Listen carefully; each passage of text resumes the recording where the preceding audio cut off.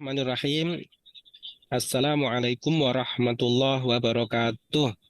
Waalaikumsalam warahmatullahi wabarakatuh.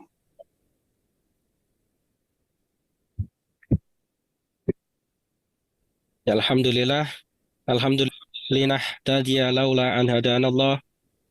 Asyhadu an la ilaha illallah wahdahu la syarikalah wa asyhadu anna Muhammadan abduhu wa rasuluh.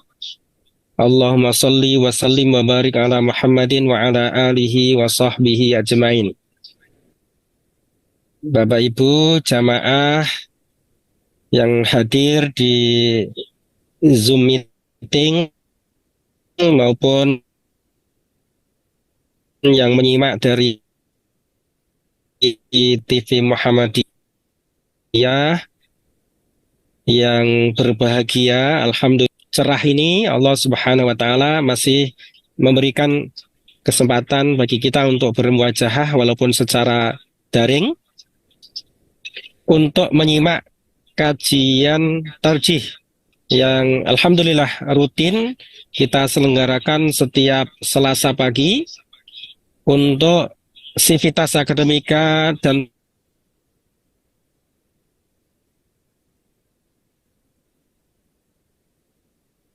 tendik UMS maupun umat Islam umumnya.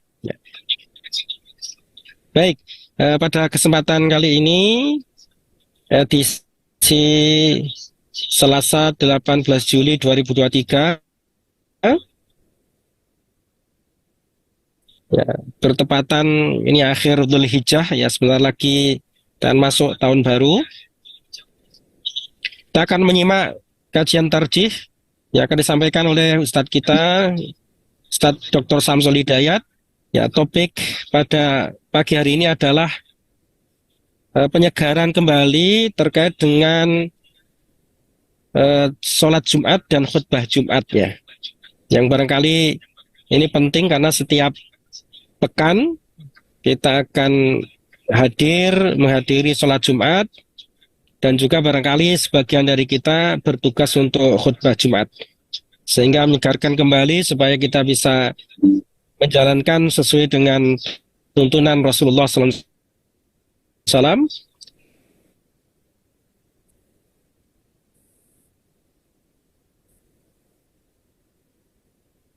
Ya, dan sesuai dengan putusan dari saya, kajian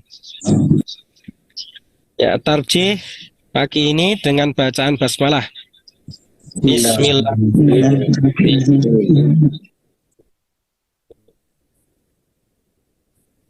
Monggo Ustaz Samsul sampaikan materinya. Baik. Assalamualaikum warahmatullahi wabarakatuh. Waalaikumsalam warahmatullahi wabarakatuh.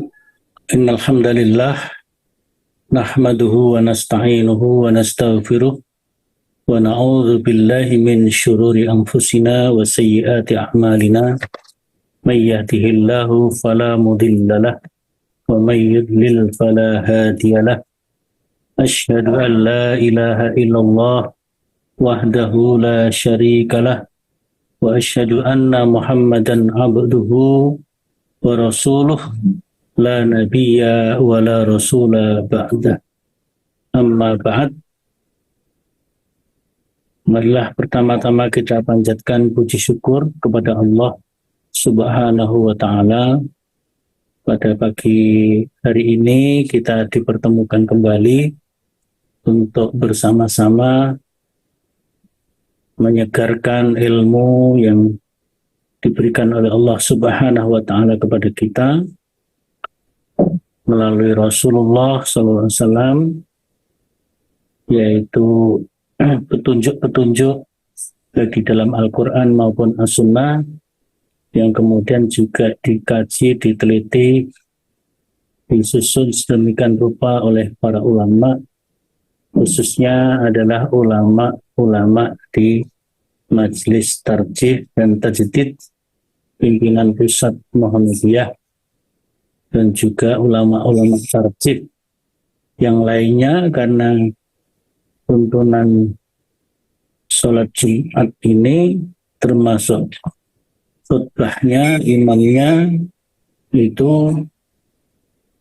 tidak sekedar dibahas oleh tim khusus Majelis Tarjih dan Tasdid Pimpinan Pusat, tapi juga dibahas dalam sebuah musyawarah nasional, Munas Majelis Tarjih dan Tajdid, yang diselenggarakan secara nasional, dan ini selalu diselenggarakan dalam kurun waktu tertentu, ya misalnya dalam satu periode, kadang-kadang bisa terlaksana 2 kali atau 3 kali, tapi kadang-kadang terlaksana hanya 1 kali, gitu ya. Pada periode tahun kemarin itu bisa terlaksana 2 kali, ya. Periode 2015-2022 itu terlaksana 2 kali, sebelumnya 3 kali. Sekarang ini karena baru mulai, belum terlaksana Munas Tarjih tersebut.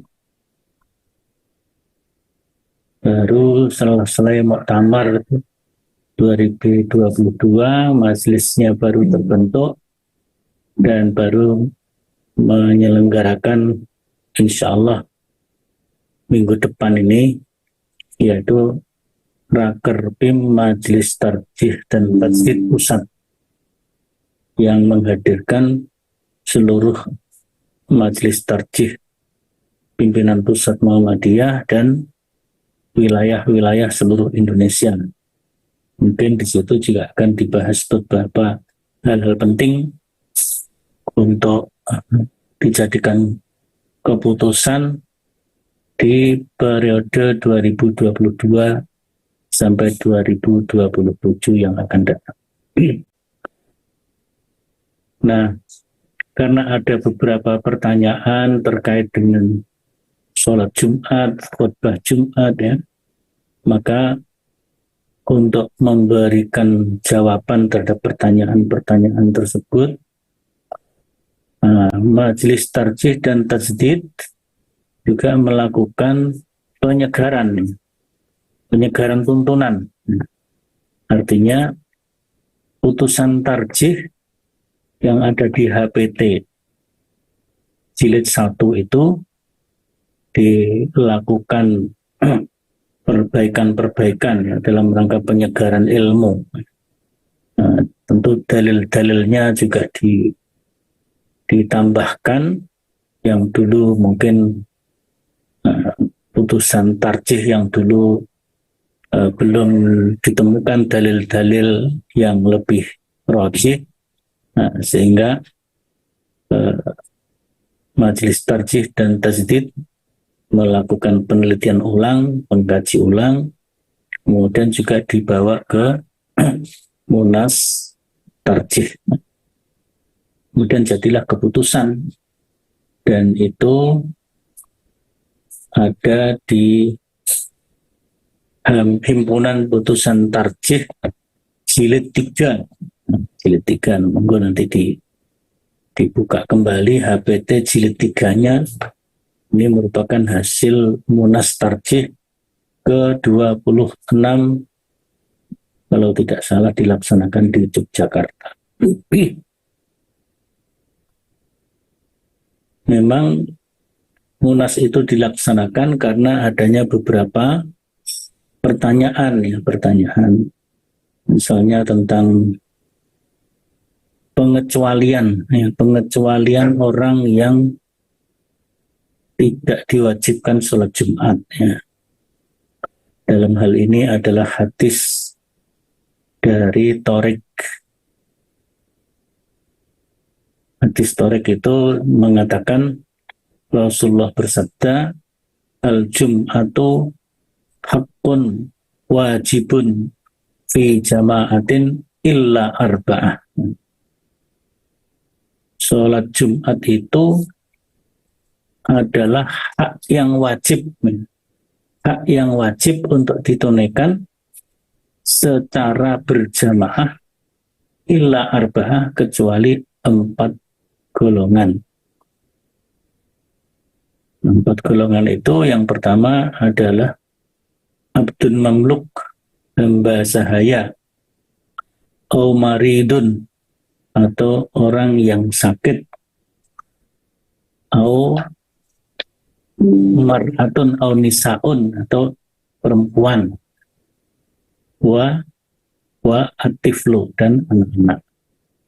Jadi ada empat yang tidak diwajibkan sholat Jumat. Ini berdasarkan hadis dari Thariq bin Syihab, ya, yang itu bisa kita baca juga di dalam HPT jilid 1. Sehingga pada sholat Jumat itu empat golongan tidak, menurut hadis itu ya, menurut hadis itu tidak tidak diwajibkan sholat Jumat.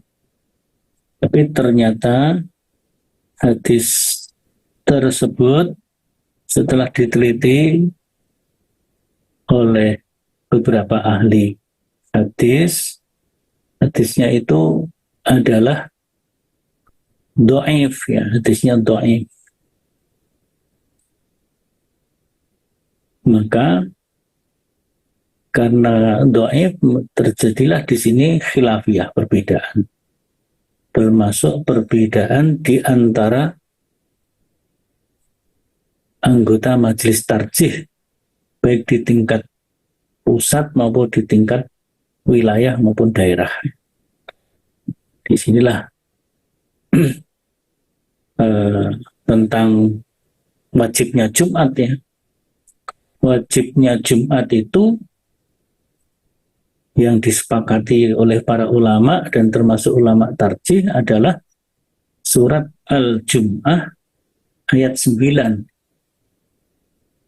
yang berbunyi, ya ayyuhalladzina amanu idza nudiya lis-sholati min yaumil jum'ati fas'au ila dzikrillah wa dzarul bai' dzalikum khairul lakum in kuntum ta'lamun. Nah, ayat ini menunjukkan bahwa setiap muslim ya ayyuhalladzina amanu itu berlaku laki-laki dan perempuan. Jadi kalau Al-Quran memanggil orang-orang yang beriman dengan ya ayyuhalladzina amanu, meskipun itu bentuknya bentuk mudzakkar, ya. Tidak ya ayyuhalladzina amanu wa amanna. Ya ayyuhalladzina amanu wallati amanna, tidak begitu. Tapi cukup yang dipanggil ya ayyuhalladzina amanu itu sudah berlaku untuk semua laki-laki dan perempuan. Jadi semua muslim yang sudah balik, maka dia mukallaf, diwajibkan melaksanakan sholat Jumat. Nah ini, sedangkan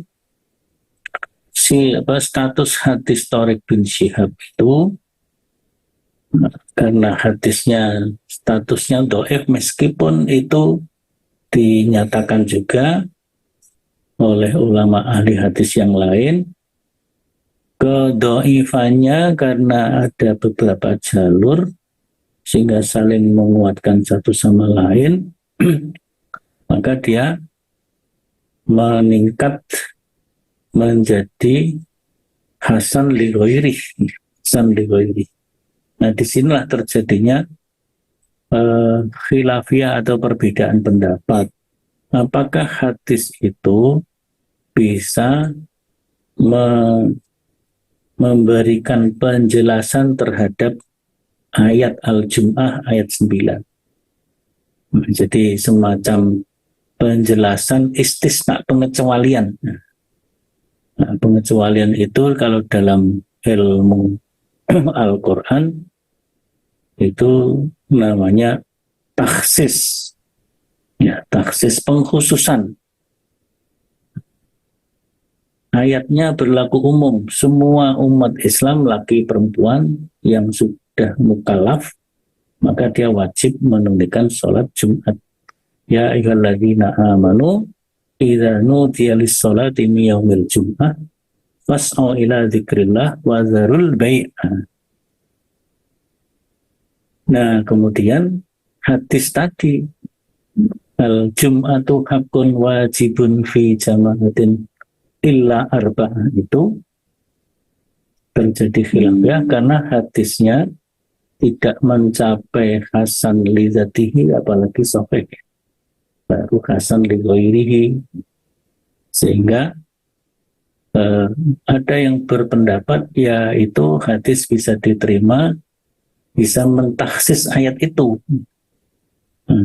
Ayatnya memang berlaku umum, laki-laki perempuan semuanya, tapi dalam hadis itu maka perempuan itu bisa melakukan sholat itu dengan wajib ikhtiari.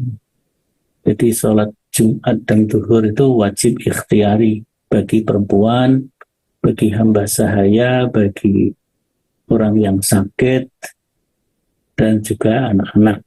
Nah, ini juga yang menjadi problem. Di situ kan ada anak-anak aktif loh. Anak-anak kan belum kalaf. Kenapa itu masuk di dalam hadis ini termasuk yang dijadikan persoalan.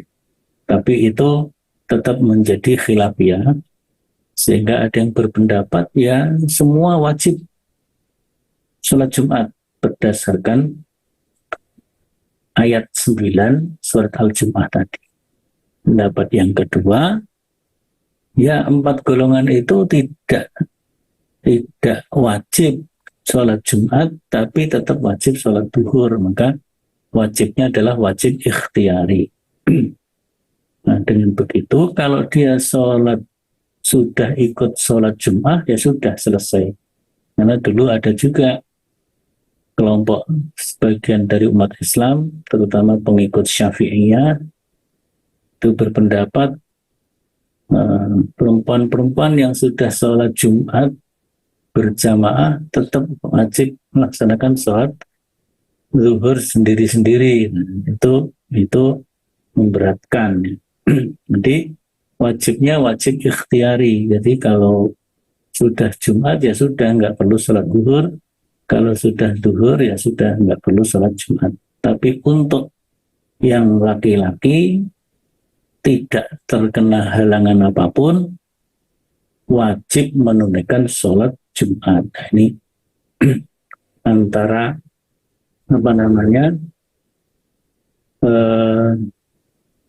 Al-Jum'ah ayat 9 dan hadis Tariq bin Syihab yang statusnya tadi do'ef atau naik sedikit menjadi hasan li ghairih menurut beberapa ahli hadis. Sehingga disinilah terjadi khilafiyah, termasuk pendapat pribadi-pribadi dari para ulama kita. Jadi kalau kita mengacu kepada HPT jilid 1 itu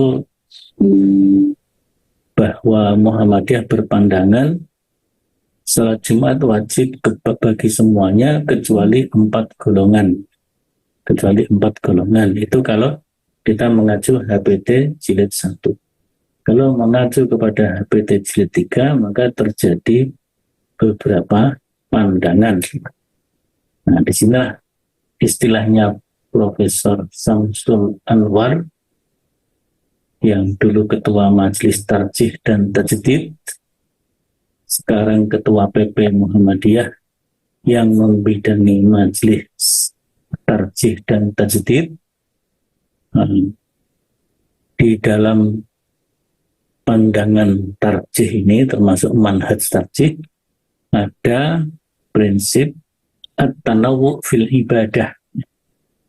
Tanawwu fil ibadah itu cara pelaksanaan ibadah itu asal ada dalil-dalilnya maka semuanya bisa diterima.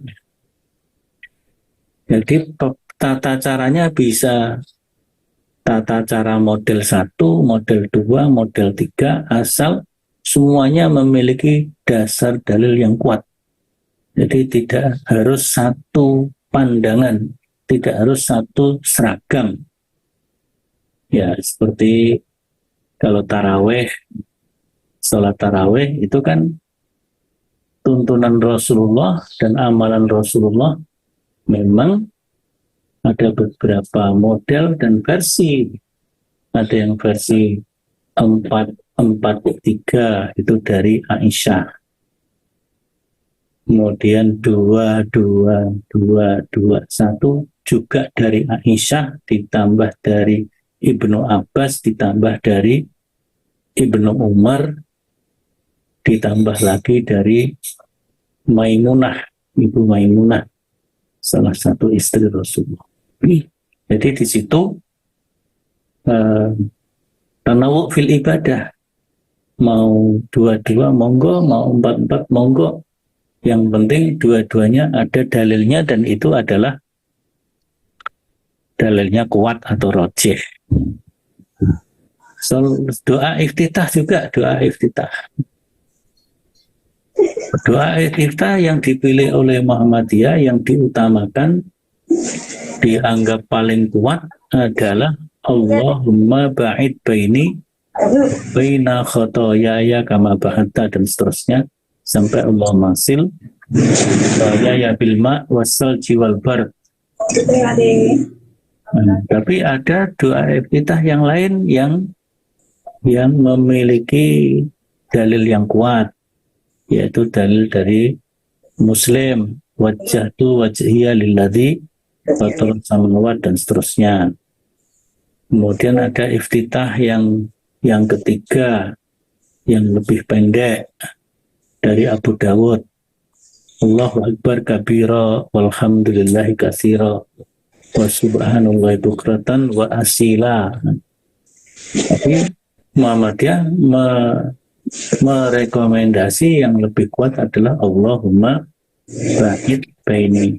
Dan tentu masih ada beberapa versi doa iftitah yang berdasarkan hadis-hadis yang sahih dari Nabi Sallallahu Alaihi Wasallam, itu namanya at-tanawwu fil ibadah. At-tanawwu fil ibadah. Baik. Jadi di sini kemudian ada beberapa pandangan. Yang pertama, sholat Jumat semuanya wajib, laki perempuan.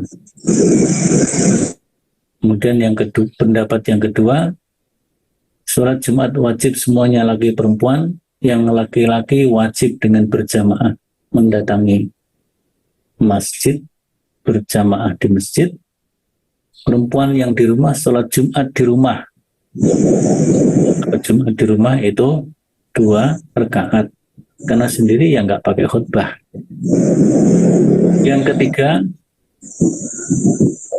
ketiga, perempuan dan 4 golongan yang lain tidak wajib mendatangi sholat Jumat dan sholat di rumahnya dengan sholat zuhur.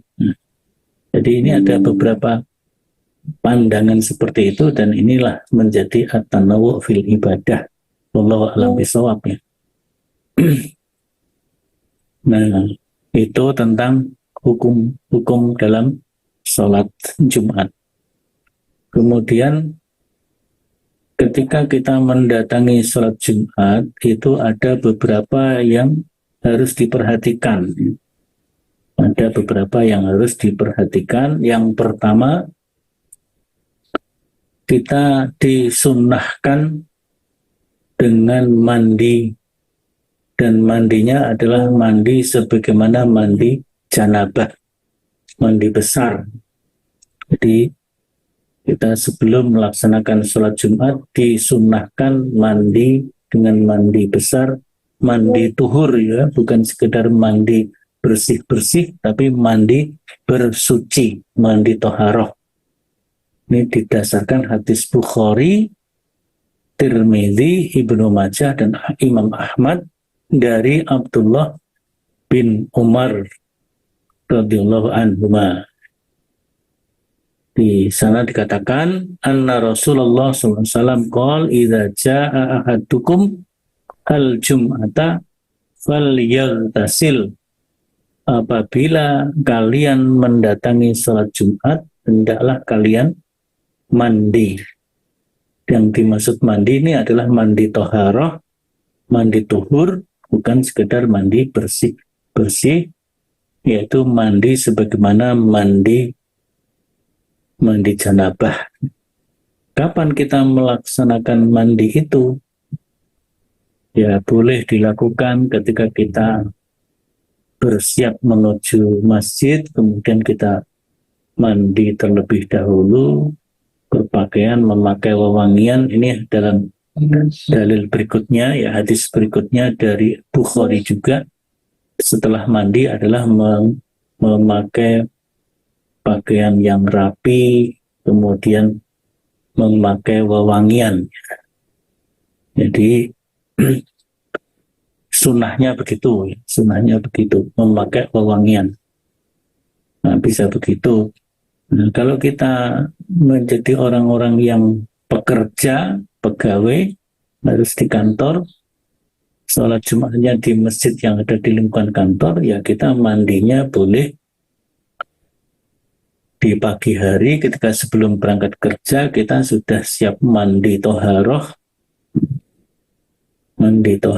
mandi janabat, kemudian memakai pakaian yang bagus, yang rapi, wewangiannya bisa langsung dipakai, bisa dioleskan atau disentuhkan kepada pakaian kita di saat kita mau menuju masjid. Itu kapan yang mandinya, yang penting kan sebelum sholat Jumat, bisa dilakukan pagi-pagi sebelum berangkat kerja. Tapi kalau kita memiliki waktu longgar, ya ketika mau berangkat mandi terlebih dahulu, berpakaian, memakai wewangian, kira-kira seperti itu ya. Nah, ini persiapan yang perlu kita perhatikan. Ada waktu longgar, di kantor ada kamar mandi yang bagus, boleh mandinya di kantor terus berangkat menuju masjid. Tapi boleh juga kalau kita kesulitan untuk melakukan hal itu, ya mandinya pagi hari sebelum berangkat kerja, sehingga nanti ketika menjelang masuk waktu Jumat, kita berangkat tinggal merapikan dan memberi wewangian sehingga masuk masjid dalam keadaan rapih dan wangi. Nah, disunahkan juga berangkat menuju masjid untuk sholat Jumat itu bersegera. Jadi sedini mungkin. Pokoknya sudah masuk area waktu Jumat, katakanlah di akhir waktu duha, kita sudah bersiap untuk berangkat ke masjid. Jangan menunggu azan. Jadi ya, kalau sekarang duhurnya itu 11.45, ya, jam 11 kita sudah bersiap, atau 11 lebih sedikit, tidak apa-apa. Sehingga fas'au ila zikrillah, bersegera menuju zikrullah, menuju peringatan Allah, menuju ingat kepada Allah itu, ya sedini mungkin. Katakanlah sekarang mungkin sekitar jam 11 itu sudah bersiap, maka layanan-layanan kantor ditutup terlebih dulu. Fas'au ila zikrillah wa zarul bai'. Zarul bai' meninggalkan kegiatan, meninggalkan jual beli, termasuk meninggalkan kegiatan layanan di kantor kita. Ya, kita tutup layanan menuju masjid, nanti dibuka kembali setelah selesai sholat Jumat. Karena setelah selesai Jumat kan kita diperintahkan wa idza qudiyatis shalah fantashiru fil ardi wabtaghu min fadlillah.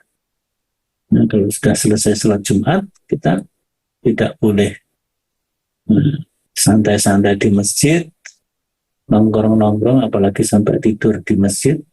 Padahal ada orang yang perlu dilayani di kantor kita, di tempat kerja kita, atau segera di situ dijelaskan fa'idha qudiyatis sholat, apabila sholat sudah selesai, fazkurullah, tentu berzikir, kemudian wabtagu min fadillah. Nah, jadi bertebaran di muka, fantasyiru fil ardi wabtagu min fadlillah. Setelah berzikir secukupnya, kemudian bertebaran di muka bumi mencari rezeki Allah. Kalau kita ada pekerjaan di kantor, ya segera kembali ke kantor. Mungkin ada yang perlu dilayani. Nah, itu persiapannya seperti itu. Kemudian setelah sampai di masjid, kita melakukan sholat sunnah hakul masjid. Sholat sunnah hakul masjid, itu kalau istilahnya Rasulullah itu hakul masjid, tapi istilah fikih tahiyatul masjid. Istilah fikihnya adalah tahiyatul masjid. Ini didasarkan kepada hadis Bukhari, Muslim, Tirmidzi, Abu Dawud, dan Nasa'i. Dari Jabir, misalnya disebutkan, Ja'a Sulaikun al-Ghatafani yaumal jum'ah wa Rasulullah SAW yakhtubu. Fajalasa faqala ya Sulaik kum farka rak'atain. Ini kasus sahabat Nabi namanya Sulaik. Sulaikun al-Ghatafani. Beliau terlambat datang sholat Jumat ketika Nabi sudah berkhutbah. Nabi sedang berkhutbah, Sulaik ini datang, dia langsung duduk. Maka kemudian Rasulullah menegur kepada Sulaik, ya Sulaik, kum farka rak'atain. Berdirilah Sulaik dan sholatlah 2 rakaat. Yang dimaksud sholat 2 rakaat ini adalah sholat tahiyatul masjid. Jadi sholat tahiyatul masjid tetap dilaksanakan meskipun imam sudah memulai khutbahnya. Jadi bahkan imam pun bisa mengingatkan. Imam yang sedang khutbah bisa menegur, mengingatkan jamaah yang belum melaksanakan sholat sunnah tahiyatul masjid. Sehingga ketika Sulaik itu diingatkan oleh Rasulullah, kemudian Sulaik ini berdiri untuk sholat 2 rakaat. Nah, setelah itu kemudian Rasulullah bersabda, "Summa qala idza jaa ahadukum yaumal jum'ati wal imamu yakhtub wal yarka rak'ataini wal yatajawwaz fihima." Jadi Nabi mengatakan, apabila seseorang di antara kamu datang sholat Jumat ketika imam sedang berkhutbah, hendaklah ia sholat 2 rakaat tahiyatul masjid itu, ya, dan hendaklah sholatnya agak dipercepat. Sholatnya agak dipercepat dalam arti ya tetap tumak ninah, suratnya pendek, ya, kira-kira seperti itulah ya, hingga cukup, tidak berlama-lama sholatnya. Ada beberapa hadis yang terkait dengan itu ya. Hadis dari Abu Hurairah misalnya, Nabi mengatakan, man ightasala summa ata al-jum'ata fasalla ma qudira lahu summa ansata hatta yafruga min khutbatihi summa yusalli ma'ahu ghufira lahu ma bainahu wa bainal jum'atil ukhra wa fadlu salasati ayyamin. Jadi di sini tentang keutamaan orang yang menunaikan Jumat dengan optimal ya, dengan optimal. Jadi dari Abu Hurairah Rasulullah bersabda, barang siapa ketika mau sholat Jumat mandi terlebih dahulu, kemudian mendatangi Jumat atau datang di sholat Jumat, kemudian dia sholat, diawali dengan sholat 2 rakaat, dan ketika imam belum datang, belum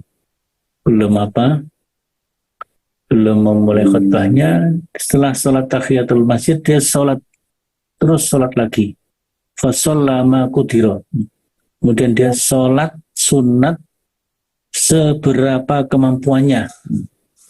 Jadi kalau kita datang awal, khutbah belum dimulai, atau khatib belum naik mimbar, atau khatib mungkin belum datang, imam belum datang, maka kita disunahkan untuk sholat 2 rakaat sampai berapa kita bisa melaksanakan sholat tersebut. Jadi fasallama qudira. Begitu imam datang, kemudian imam menunaikan khutbahnya, maka kemudian kita menghentikan sholat-sholat sunat itu, summa ansat, kemudian dia ansat itu adalah diam dan memperhatikan, diam, mendengar dan memperhatikan. Jadi ansat itu adalah, kalau di dalam ayat itu kan terkait dengan bacaan Quran, wa idza quri al-Qur'anu fastami'u lahu wa ansitu. Jadi ansota itu adalah diam dan memperhatikan. Jadi summa ansota, kemudian dia diam memperhatikan khutbahnya imam tadi, hatta yafrugha min khutbatihi, sampai khatib itu selesai khutbahnya.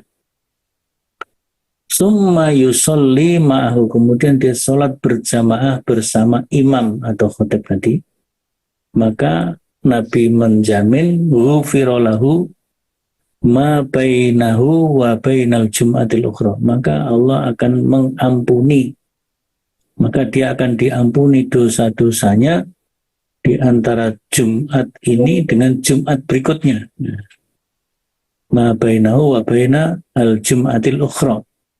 Jadi Jumat yang dilaksanakan secara optimal itu bisa mengampuni dosa-dosa dari Jumat sekarang ke Jumat berikutnya.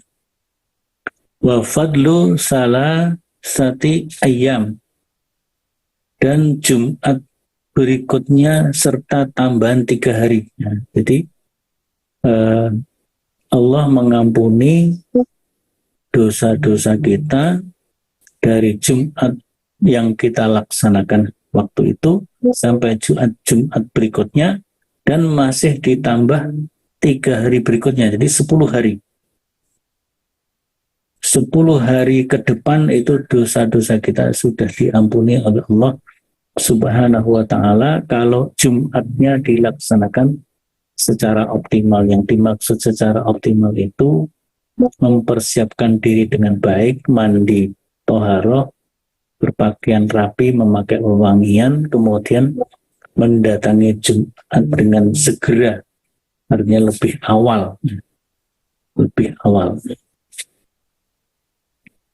Nah, kalau sekarang bagaimana orang yang terlambat datang? Orang yang terlambat datang dalam sholat Jumat, yang pertama hendaklah tidak mengganggu anggota jamaah yang sudah datang lebih awal. Yang dimaksud mengganggu ini mungkin lalu lalangnya, ya. sehingga dia tidak melangkai macam-macam gitu. Kalau dia harus mencari tempat duduk yang lebih depan, bagaimana caranya tidak mengganggu jamaah yang lainnya. Ya. Ini berdasarkan hadis riwayat Ahmad. Maka menurut Tarjih, apabila khatib sudah mulai menyampaikan khutbahnya, hendak setiap jamaah itu diam dengan penuh kekhusyuan, memperhatikan khutbahnya dengan sungguh-sungguh, tidak berbicara, tidak bercanda, tidak mengganggu konsentrasi orang lain, sampai khatib selesai khutbahnya. Itu didasarkan hadis-hadis tadi ya. Muslim, Abu Dawud, Ibnu Majah, kemudian juga riwayat Ahmad. Jadi kalau tata cara melaksanakan sholat Jumat, saya kira kita sudah memahami ya. Jadi kita datang lebih awal, tahiyatul masjid, kemudian melaksanakan sholat sunnah selama waktu masih tersedia sebelum khatib itu memulai khutbahnya, sebelum khatib naik mimbar. Nah, kalau khatib sudah naik mimbar memulai khutbah, maka kita menghentikan sholat sunnahnya, kemudian memperhatikan khutbahnya si khatib tersebut. Kecuali kalau kita datang terlambat ketika khatib sedang berkhutbah, maka kita sebagaimana perintah Rasulullah untuk menunaikan sholat 2 rakaat sebagai tahiyatul masjid. Jadi tidak boleh kita datang tuh langsung duduk ya. Tidak boleh kita langsung datang langsung duduk. Karena tadi Sulek tadi datang langsung duduk, langsung diingatkan oleh Rasulullah Sallallahu Alaihi Wasallam. Jadi kalau kita sedang menjadi khotib, sedang khutbah, juga perlu memperhatikan jamaahnya. Memperhatikan mungkin ada yang datang terlambat, dia tidak sholat tahiyatul masjid, kita ingatkan. Memperhatikan jamaah juga terkait dengan waktu khutbah. Jadi waktu khutbah diupayakan tidak terlalu panjang, tidak terlalu lama. Bahkan di dalam hadis-hadis Nabi, dan ini juga disebut di dalam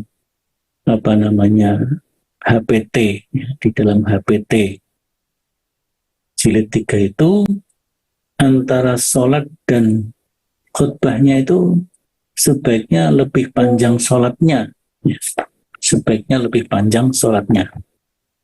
Kalau sholat itu imam membaca rakaat pertama Al-Fatihah dan Sabbihisma Rabbikal A'la, kemudian rakaat kedua Al-Fatihah dengan Hal Ataka Haditsul Ghasyiyah, ya kira-kira sholatnya itu bisa 5-7 menit, atau mungkin ada yang sampai 10 menit. Nah, kalau sholatnya 10 menit, khutbahnya ya 10 menit paling lama. Khutbahnya 10 menit. Nah, tapi mungkin agak susah, ya katakanlah di tempat-tempat kita ini ya kurang lebih 10-15 menit itu khutbahnya, kemudian nanti sholatnya bisa sampai 10 menit, kira-kira begitu. Walaupun afdolnya sholatnya lebih lama daripada khutbahnya. Nah, sekarang tata cara khutbah ini. Tata cara khutbah. Tapi waktunya udah mau habis ini. Tapi tidak apa-apa. Yang pertama, seorang khotib itu setelah masuk masjid adalah dia menaiki mimbar, kemudian mengucapkan salam. Setelah mengucapkan salam, khotib itu duduk dan muadzin mengumandangkan azan. Begitu azan selesai, kemudian khotib itu berdiri menyampaikan khutbahnya, dan khutbahnya itu dimulai dengan Alhamdulillah atau Hamdalah, kemudian sholawat Nabi, membaca syahadat atau tasyahud, asyhadu an la ilaha illallah wahdahu la syarikalah, atau asyhadu an la ilaha illallah wa asyhadu anna Muhammadar Rasulullah. Jadi khutbahnya dengan pujian, memuji Allah, hamdalah, kemudian sholawat, kemudian syahadat, atau hamdalah, kemudian syahadat, baru sholawat juga bisa. Kemudian diikuti dengan wasiat takwa. Nah, kemudian menyampaikan materi khutbahnya, yang materi itu harus diambil, disarikan dari pesan-pesan yang ada di dalam ayat Al-Quran. Yang penting adalah membaca Al-Quran, memaknainya, dan memberikan kandungan pokoknya kepada para jamaah. Jadi Al-Khutbah itu adalah isinya Al-Wa'du, ya, At-Tausiyah, atau Al-Wasiyah, atau An-Nasihah, atau Al-Wa'du. Wal-Amar, ya, Amaroh, memerintah dan memberikan perintah dan memberikan peringatan atau nasihat bimbingan. Nah, kemudian duduk di antara selesai khutbah yang pertama, duduk di antara dua khutbah. Ya, duduknya secukupnya. Kemudian khutib berdiri lagi untuk khutbah yang kedua. Khutbahnya lebih pendek. Khutbah yang pertama dengan khutbah yang kedua, khutbah kedua lebih pendek. Bahkan mungkin khutbah yang kedua cukup menyimpulkan dari apa yang disampaikan pada khutbah yang pertama. Selesai khutbah itu tentu yang isinya pokok-pokoknya, yaitu hamdalah, sholawat, ya, hamdalah, sholawat, syahadat, wasiat takwa. Kemudian mungkin tinggal menyimpulkan dari khutbah yang pertama, menegaskan, kemudian ditutup dengan doa. Ditutup dengan doa. Doa itu doa untuk si khotib sendiri, doa untuk jamaah semuanya, sehingga para jamaah ini, ya, di sini khilafiyah antara jamaah itu mengaminkan atau tidak. Ya, jadi doa yang dibaca oleh khotib itu sudah mewakili seluruh jamaah semuanya, sehingga jamaah itu berbeda pendapat. Ada yang mengaminkan, ada yang tidak perlu mengaminkan. Yang penting kita mengikuti dengan khidmat doa yang dibaca oleh imam atau khatib. Nah, kemudian khatib mengakhiri khutbahnya dengan doa tadi dan tidak perlu salam. Jadi selesai khutbah itu tidak dituntunkan untuk salam, meskipun di sini adalah khilafiyah. Jadi ada juga yang jadi selesai khutbah, ya sudah, doa selesai, kemudian imam mengingatkan aqimus shalah untuk iqamat kepada muadzin, ya. Nah, kemudian sudah mulai pelaksanaan sholat Jum'ah. Jadi imam turun dari mimbar, muadzin mengumandangkan iqamah, kemudian diikuti dengan sholat Jumat berjamaah. Nah, itu kira-kira mungkin nanti ada hal-hal yang tertinggal belum dijelaskan, nanti bisa disampaikan dalam tanya jawab. Saya kira begitu secara singkat ini tuntunan dalam sholat dan khutbah Jumat bagi para khotib. Terima kasih, ini sudah ada yang raise hand. Saya persilakan Mas Wahid Daga untuk bertanya. Oke, Assalamualaikum warahmatullahi wabarakatuh. Waalaikumsalam. Tanya, mohon maaf sebelumnya kameranya nggak ada tadi di pertengahan. Oke, izin bertanya, Tat. Dalam ketika tadi kan jenengan bilang ketika datang pas sebelum sholat Jumat, hendaknya melakukan sholat sunnah 2 rakaat tersebut terlebih dahulu, ngoten gitu. Nah, yang ingin saya tanyakan adalah ketika kita itu datang, kemudian pas ini pas adzan. Nah itu kan biasanya ada yang berpendapat bahwa sholatnya itu bukan lagi sholat sunnah qobliyah Jumat, tapi sholat tahiyatul masjid mawon sambari menunggu adzan niku. Nah itu mohon penjelasannya yang benar bagaimana. Dan yang kedua ketika ini ketika di antara 2 khutbah, beberapa masjid itu kan kadang ada yang bersolawat dan kenceng ngoten Tat. Terus aku langsung biasanya bersolat Allahumma sholli ala sayyidina Muhammad ngoten Tat. Nah, itu kan beberapa jamaah juga mengikuti ngoten Tat. Nah, ini pripun menurut tuntunan tarjih agar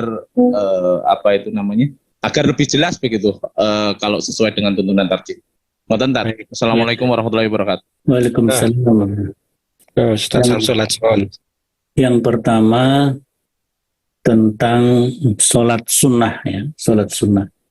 Jadi kalau kita datang lebih awal itu yang lebih bagus, kita laksanakan sholat sunat tahiyatul masjid, kemudian kita sholat sunnah mutlak gitu ya, sholat sunnah mutlak jumlahnya tidak dibatasi.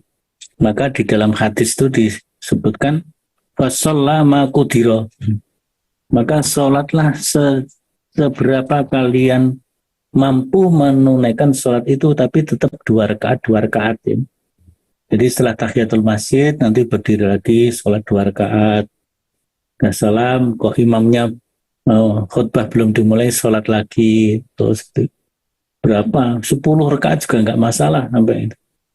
Nah tapi kalau misalnya ya sudah cukup 2 atau 4 rakaat ya, atau 6 rakaat atau 8 monggo saja itu. Jadi di situ kan disebutkan hadisnya fasalla ma qudira lahu, maka kalian setelah salat tahiyatul masjid salatlah sejauh kalian mampu melaksanakan salat, dan itu namanya bukan qobliyah Jumat. Jadi di salat Jumat itu enggak ada qobliyah ya.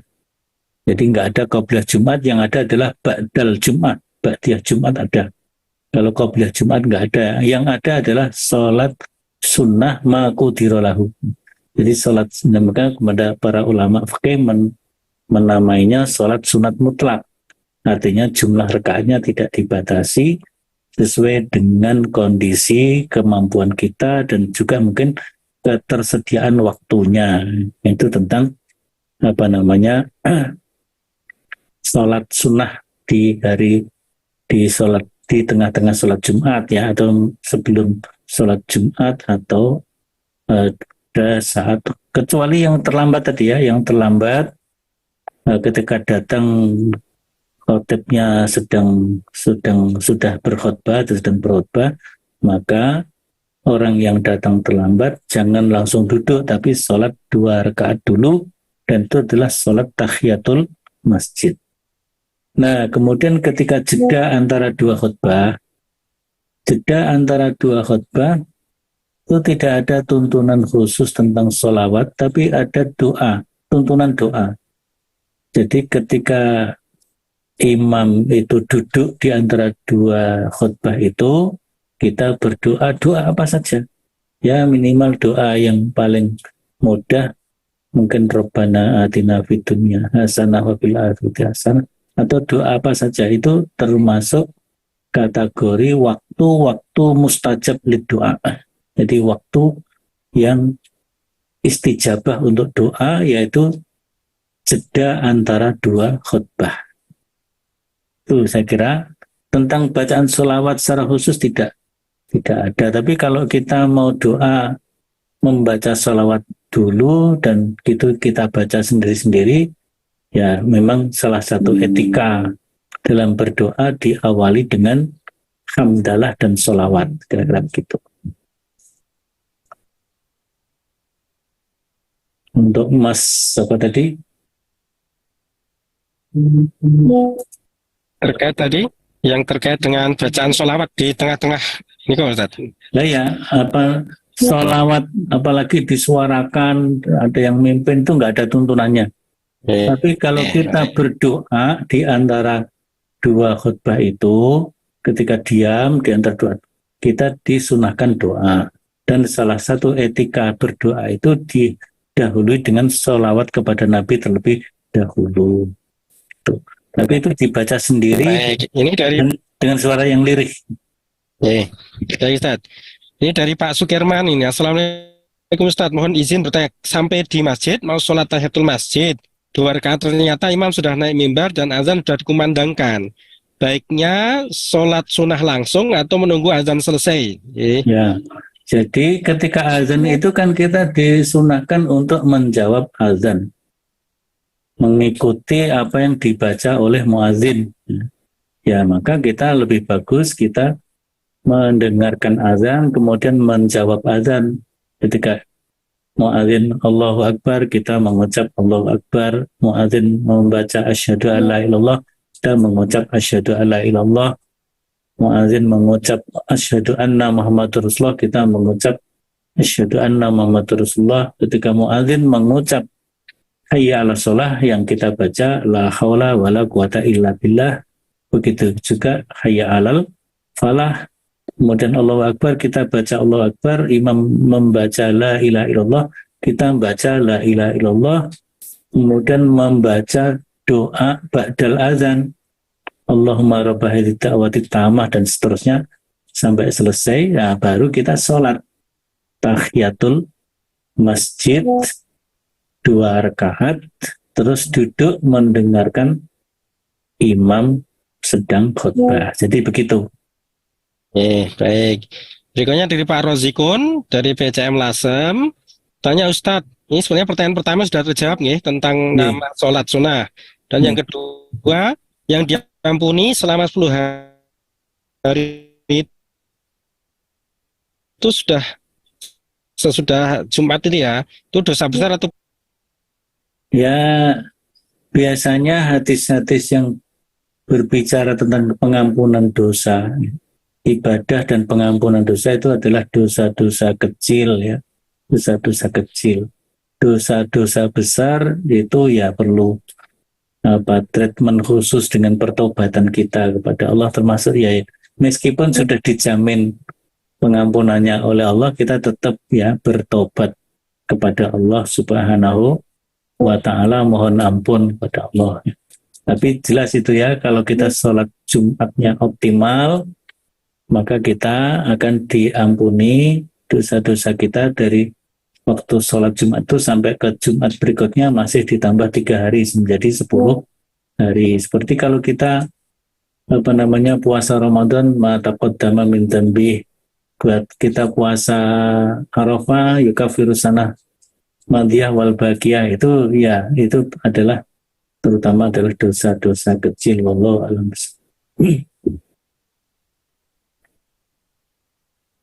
Baik, terakhir pertanyaan atau sudah cukup ya 8.30 nih kan? Iya. Sekap nih Bang nggih, karena nanti waktunya ndak molor. Monggo dipun tutup Ustaz. Ya, ada beberapa pertanyaan yang belum terjawab, nanti bisa dijawab di waktu yang akan datang.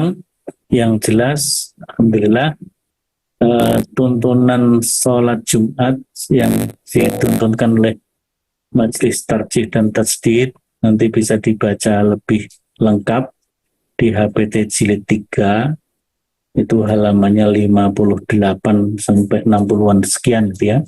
Jadi bisa dibaca ulang supaya kita di dalam memahami sholat Jumat ini bisa kita laksanakan dengan sebaik-baiknya, apalagi kita laksanakan sholat Jumat itu dengan optimal tadi ya. Optimal itu persiapannya komplit, pelaksanaannya, syarat rukun, wajib sunnahnya kita amalkan. Diakhiri juga untuk kesempurnaan, ya, kesempurnaan sholat Jumat diakhiri dengan sholat sunnah ba'dal Jum'ah. Yang bagus itu kan 4 rakaat, 2 rakaat ketika di masjid dan 2 rakaat ketika kita ke tempat kita. Kalau kita pulang ke rumah berarti yang 2 dilaksanakan di rumah. Kalau kita kembali ke kantor yang 2 rakaat dilaksanakan di kantor kita. Itu barangkali yang dapat saya sampaikan. Mengenai hal-hal yang lain nanti kita sampaikan kelengkapannya pada kajian yang akan datang insyaallah. Sekali demikian, terima kasih. Assalamualaikum warahmatullahi wabarakatuh. Waalaikumsalam warahmatullahi wabarakatuh.